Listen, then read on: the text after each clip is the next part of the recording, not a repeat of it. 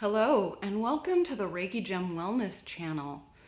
Today, we're going to be talking about how gemstone treatments can affect the crystal healing abilities when we practice with them. For those who are new to the channel, my name is Shannon, and I'm a certified Reiki master and teacher and a certified gemologist.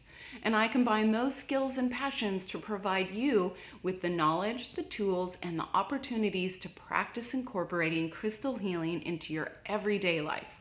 And today is a knowledge session about gemstone treatments. And today I'm going to be talking about 4 treatments in particular: heat treatments, dyeing, reconstitution and composites, and Aura Quartz. Now, what a treatment is, it's something that's done to the gemstone to change its appearance. And depending on what they do to the stone, it can dramatically affect its benefit to you when you meditate and hold the stone. And the first treatment is heat treatments. And this can be quite controversial, but I'm just going to talk to you today about my experience with these type of gemstone treatments. There are 2 gemstones that are really commonly heat treated that I use in my crystal healing practice. And the first is Citrine, or heat treated amethyst. And the other one is red tiger's eye, which is heat treated golden tiger's eye. Now, heat treated amethyst. When you heat amethyst, it can either turn yellow or green.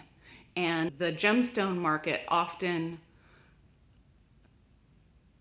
then sells it as citrine.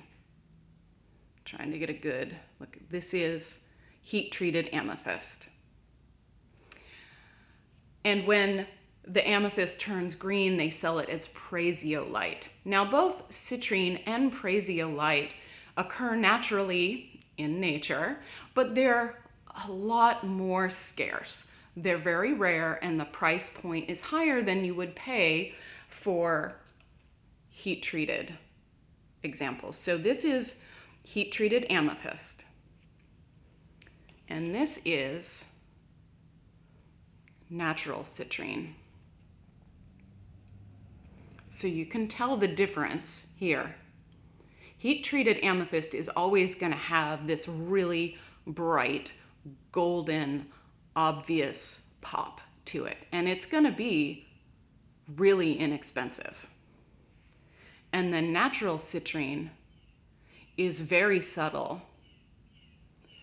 It's just like yellow hinted quartz.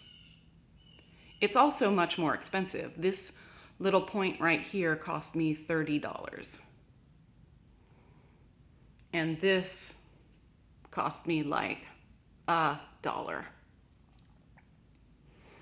So how do I feel about citrine that's heat treated?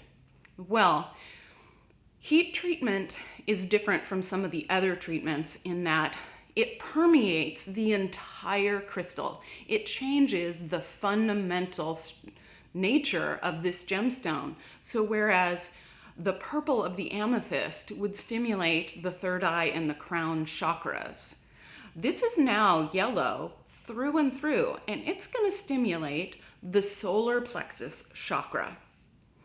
So the solar plexus chakra, it controls our confidence, our leadership abilities, our motivation, and our opportunities for abundance and prosperity in life.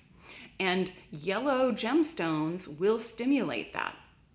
So just to summarize here and get to the point, I do use heat-treated amethyst citrine as citrine in my crystal healing practice because it stimulates all the same properties that citrine does. So if you have heat-treated citrine, which, by the way, is 99% of what is available as citrine out there in the market, is heat-treated amethyst.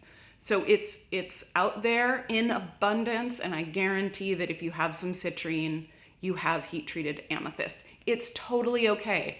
Don't throw it away. It will still give you the benefits of natural citrine. But when you meditate with both, I liken this to orange juice. Natural citrine it's very light, it's crisp, it's clear, and it has a slightly different feeling. And it's like drinking fresh squeezed orange juice. Whereas treated citrine is like orange juice that you can get in a jar in the grocery store. They both taste like orange juice. They both provide vitamin C. They are both refreshing, but fresh squeezed orange juice is going to taste clearer and crisper, and already bottled orange juice at the store is going to probably taste a little heavier, a little denser, a little sweeter. You get the same benefits. There is a different feel to it. So don't throw away your heat-treated citrine. It's totally okay. The same goes for red tiger's eye. You can totally use that. Golden tiger's eye has properties that stimulate the solar plexus chakra. And red tiger's eye, it moves a little lower and it stimulates the sacral chakra. And I use red tiger's eye quite often. Now, to answer a question, blue tiger's eye is natural. So golden tiger's eye and blue tiger's eye, which is also called hawk's eye, both natural occurring gemstones. And as I said, the heat treatment permeates the entire stone, so red tiger's eye is red all the way through, and I use it very frequently. So that's heat treatment. The next treatment is dyeing, which is super, super common. I have plenty of examples here to show you. The most commonly dyed stones are quartz, howlite, magnesite, and Dalmatian stones because, they're pretty easy to take a dye. And howlite naturally is white. So these are dyed howlites. Now, this is what you have to watch out for here. This is not turquoise. This is turquoise blue colored howlite. And so when you're purchasing turquoise, make sure it's not just dyed howlite. I also have, this is dyed Dalmatian stone. That color is not picking up too well. This is dyed Dalmatian stone. I got all these little pebbles in this free gift with purchase. This is dyed quartz. So you can usually eyeball these because I know what Dalmatian stone looks like and I know when it's been colored. I know what howlite looks like. I know when it's been colored. And dyed quartz usually is a color that isn't a natural stone color. So they're pretty easy to ID, but you can also take a Q-tip and a little bit of acetone, like fingernail polish remover, and rub it on the stone, and if the color comes off on the Q-tip, then it's been dyed. So I don't use dyed stones in my practice whatsoever. They're a novelty. The dyeing process does not permeate the stone. It's just a mere surface treatment. And it's like painting your fingernails. It doesn't change your fingernail. It just puts a different color over top of it. And hold on, let me put those down. Sorry about that. So the reason why I don't use them is because it's so easy to find a gemstone that's just naturally yellow or naturally pink. So why use a dyed version of another stone? I don't use them. If I find them, I give them to my kids and they play with them. The next treatment we'll talk about is reconstitution or composite. Now, those are two different things, and we'll talk about them. Now, reconstituted gemstones are gemstones that have been like powdered up, mixed with dyes and epoxies and resins, and then formed back into gemstones. Composite stones are little pieces of stone that have been mixed with bits of metal, heated and compressed to form a gemstone that looks a little bit like a mosaic. Now, you have to be really, really cautious with reconstituted stones. Turquoise, you'll see this with turquoise quite often. And reconstituted turquoise is often very, very little amount of turquoise. It's mostly fillers, powders, epoxies, resins. There's very little turquoise in it at all. So if you see something that's listed as reconstituted turquoise, just stay away from that. I know it's much, much cheaper, but the actual content of turquoise is so low that you're not going to get a crystal healing benefit from it. Now, composite stones are different.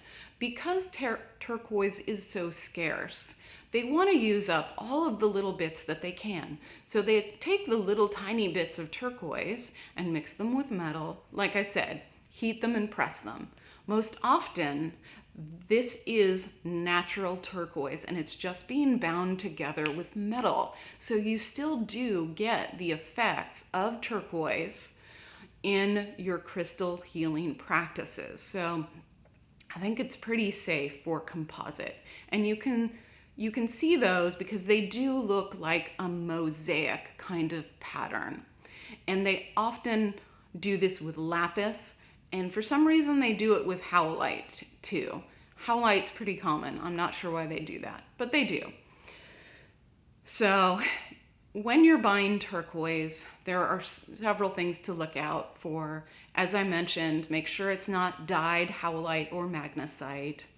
Make sure it's not reconstituted. You will see a term called stabilized turquoise, and that's just where they soak it in hardeners so that it doesn't break apart, because turquoise is fairly soft. And so stabilized turquoise is okay. They're just hardening it. They're not adding really anything to it except for that stabilizer that's going to keep it together. They're not taking anything away. They're not really changing it. They're just hardening the turquoise so that you can wear it without damaging it. And then sometimes you're going to see enhanced turquoise where they dye it a little bit and they make it bluer, and it's still natural turquoise, so you're still going to get the benefits. That's okay. And so we come to the last treatment, and this is called Aura Quartz. And really, to be honest, before I even conceived of this video, I really had nothing to do with Aura Quartz because I really just believed it's another version of dyed gemstones. You've got a coating on the stone that makes it look pretty. But to do my due diligence and my research, I went out and I got some Aura Quartz. And this is Apple Aura Quartz. And you can see it's an iridescent, shimmery, kind of apple green color. And Aura Quartz comes in many different colors. And what it is genuine quartz points are put in a vacuum. They're heated up to about 1600 degrees Fahrenheit, and metal vapor is then inserted into the vacuum, which is then bonded to the quartz. And different metals result in different colors. And they're supposed to help with different properties, like Apple Aura helps with health, and its color is created by the metal nickel. And there are about a dozen different types of Aura Quartz that you can get, different colors and different metals. And I have to say, after purchasing this and sitting with it and meditating with it, I feel something from it that is different from just natural quartz. Now, I do believe that metals enhance gemstone properties, which is why I find it's important to really take note of the quality of the metal that your gemstone jewelry is in, because it does enhance it. And it will enhance it a little differently, whether it's in a gold setting, white gold, silver, brass, copper. And essentially, this is a piece of quartz that is wrapped in a type of metal. So, to further my research, I should buy different types of Aura Quartz and meditate with them and see if I feel different energies from different metal types. And that will probably be another video. But am I ruling out Aura Quartz as just a dyed gemstone? No, I'm not.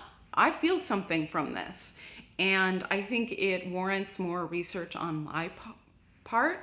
But yeah, there is something to Aura Quartz that gives it a little extra above and beyond the quartz. So thank you so much for joining me today to talk about the different treatments of gemstones and how they will affect your crystal healing practice. You know, this is the gemology part of me, the gemologist part of me, that is really exciting, and I really love doing this kind of research.